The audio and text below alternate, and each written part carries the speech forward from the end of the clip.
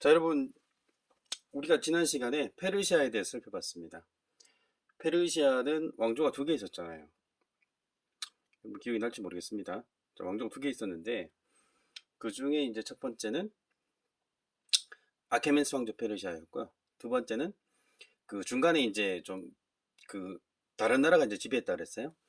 그러다가 이제 나중에 그 페르시아를 부활시키겠다라는, 과거에 이제 페르시아의 원래 기원이 됐던 지역에 살았던, 그리고 조로아스터교를 신봉했던 사람들이 그 페르시아를 부활시킨 거죠. 그것이 바로 사산조 페르시아다. 이렇게 이제 살펴봤습니다. 자, 그 중에 이제 더 중요한 페르시아는 당연히 이제 그 거대 제국을 만들었던 아케멘스 왕조 페르시아였잖아요. 이 아케멘스 왕조 페르시아는 항상 아케메네스 왕조 페르시아보다 바로 앞에 있었던 아시리아랑 비교가 되는데, 아시리아는 오리엔트 세계를 최초로 통일했음에도 불구하고 60년밖에 못 갔다 그랬어요. 왜 그렇죠? 정복민을 가혹하게 통치하고 정복민의 문화를 존중하지 않았던 거죠. 자, 그런데 페르시아의 경우에는 정반대 방향으로 보다 많은 이민족을 통치했다 그랬죠. 그런데 그것이 오히려 더 효과가 있었다는 거예요. 그래서 역사를 여러분들이 배우는 목적 중에 하나는 바로 이런 거죠. 그 많은 이민족을 어떻게 지배할 거냐. 정말 세계 최초의 제국이라고 할 수 있는 이 아시리아와 아케멘스 왕조 페르시아는 서로 다른 선택을 했던 거죠. 자, 그런데 결론은 바로 자기가 지배하는 사람들을 부드럽게 대하고요. 그리고 그들의 자치권을 인정해 주는 것이 보다 더 현명한 선택이었다는 것이 이제 드러났잖아요. 거기에다가 바로 페르시아 하면은 빼놓을 수 없는 것이 바로 세계 최초로 포장도로를 깔고, 이 포장도로 중간중간에 말을 갈아탈 수 있는 역전제라는 것을 실시했다 그랬어요. 이것도 역시나 거대 제국을 통치하는 하나의 지혜라고 할 수 있죠. 여기다가 이 거대 제국을 통치하기 위해서 종교를 하나로 모으려 그랬던 거죠. 그 종교는 바로 선신, 다른 말로 이야기하면은 광명의 신. 광명이란 말은 한자로 밝음이란 뜻이에요. 광명의 신, 아우라 마즈다를 숭배하는 종교인데, 이 아우라 마즈다를 상징하는 것이 밤의 어둠을 불이 밝히는 것처럼 무지의 세계를 바로 지혜의 신인 아우라 마즈다가 밝혀가지고 이 세상을 점점 더 나은 세상으로 만들어 나가겠다는 것이 바로 조로아스터교였던 거죠.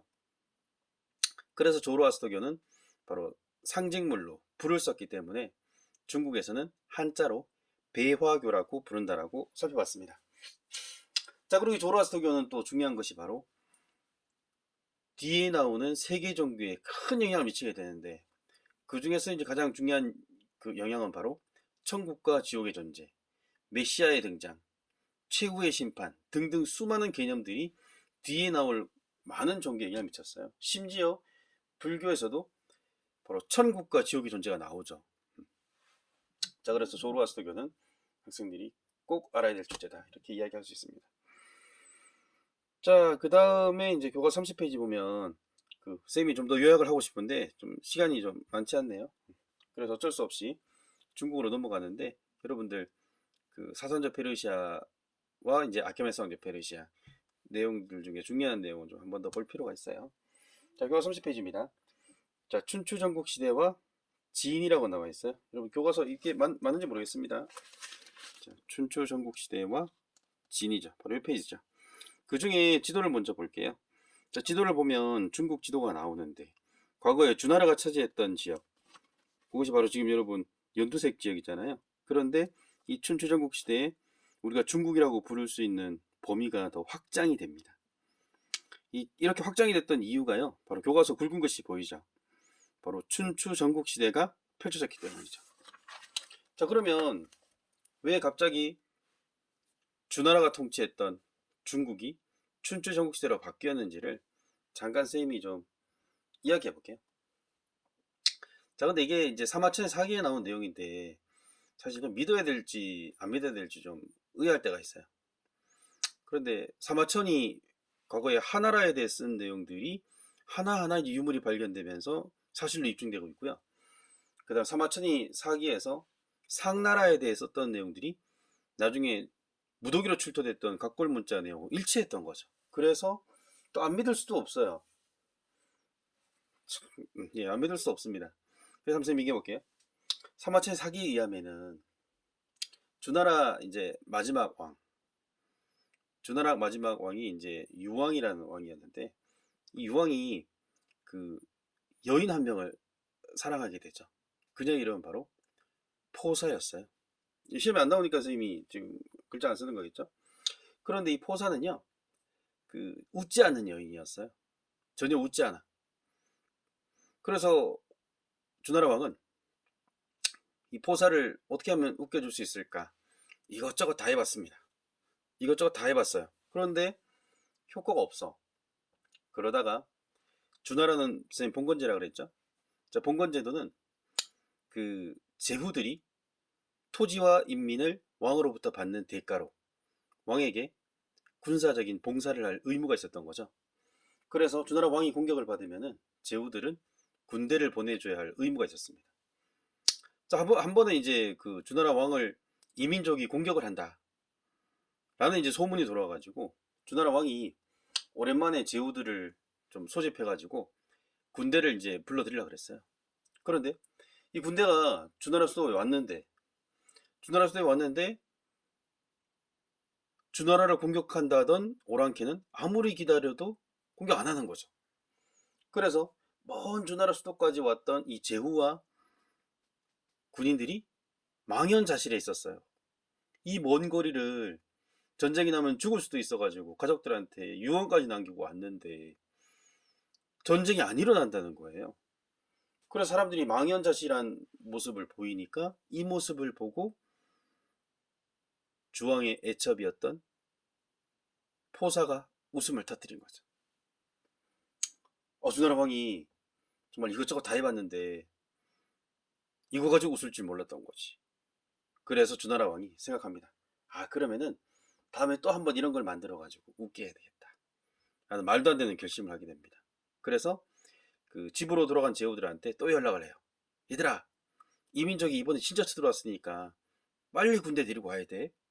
그래서 군대를 데리고 주나라 수도에 왔는데 주나라 왕이 이렇게 이야기합니다.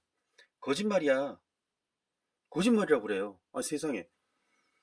너무 화가 나잖아요. 사람들이 털썩 주저앉으니까 포사가 또 웃었던 거죠. 이따위 짓을 하면 안 되는데. 그래서 또 하고 싶은 거지, 주나라 왕은. 포사를 웃겨야 되니까. 그래서 한 번 더 했는데 이번에는 제후들이 군사를 제대로 안 보냈던 거죠. 그래서 주나라는요, 이번엔 진짜였는데, 이번에는 또 하려고 했던 게 아니고, 선생님 말 잘못했네요.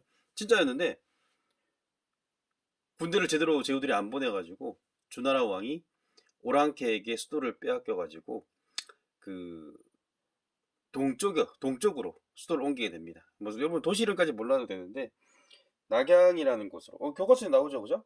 호경이라는 곳에서 나급이라는 곳으로 수도를 옮기게 됩니다. 여기까지 몰라도 돼요. 근데 아무튼 동쪽으로 수도를 옮겼는데 동쪽으로 수도를 옮기는 과정이 치욕적이었잖아요.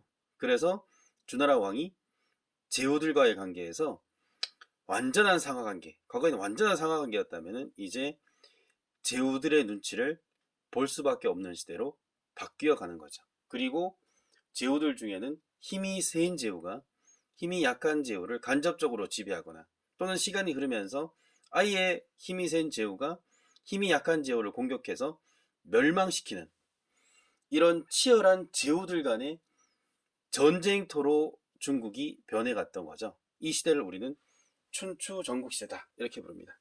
그리고 춘추 전국시대의 주요한 국가들의 위치 지도가 바로 이 교과서의 지도가 되겠습니다. 여러분들이 뭐 이 지도를 왜 봐야 되냐, 뭐 이거는 뭐 역사라는 건 좀 상식이니까 좀 봐야 되는데 그걸 더 넘어가 가지고 이 지도를 외우라는 것이 아니라 이렇게 많은 나라들이 있었고 치열하게 싸웠구나, 이 정도만 여러분이 인식하면 되겠어요, 이 지도를 가지고.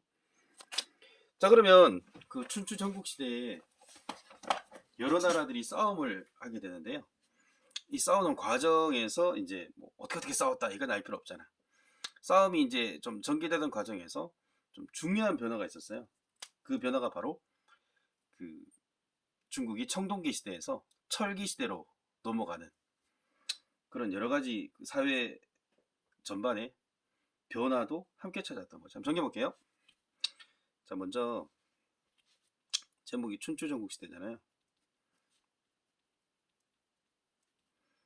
자, 춘추전국 시대가 왜 왔는지는 교과서에도 내용이 나와 있으니까 뭐 더 쌤이 알 필요 없는 건 아니죠. 더 설명할 필요는 없을 것 같고요.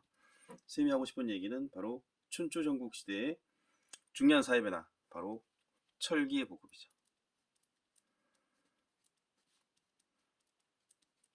자, 춘추전국 시대 철기가 보급됐다는 건 어떤 의미일까? 제후들 간의 싸움하고 철기는 어떤 관계가 있을까? 이걸 선생님 잠깐 좀 이야기해 보려고요. 자, 일단 청동기는요, 그 생산이 많지가 않고요. 그리고 굉장히 귀하기 때문에 농기구로 쓰기는 좀 적합하지 않았어요. 그런데 이 철기는 생산량이 많았고요. 그리고 청동기보다 훨씬 더 단단했던 거죠. 그래서 청동기가 주로 귀족들이 사용했던 물건이었다면 철기는 점점 생산량이 많아지고 대중화되면서 일반인들도 사용이 가능했던 도구라고 할 수 있습니다. 자, 선생님이 그럼 일반인들이 사용 가능했다는 것이 이 춘추전국 시대 내용과 무슨 관계가 있을까요? 이걸 좀 설명하려고 그러면은 그 춘추전국 시대 이전의 전쟁하고 이 춘추전국 시대 철기가 보급되고 난 이후의 전쟁을 좀 설명할 필요가 있을 것 같습니다. 그래서 선생님이 다음 동영상에서 전쟁을 중심으로 해서 왜 철기의 보급이 중요한지를 한번 설명해 보도록 할게요.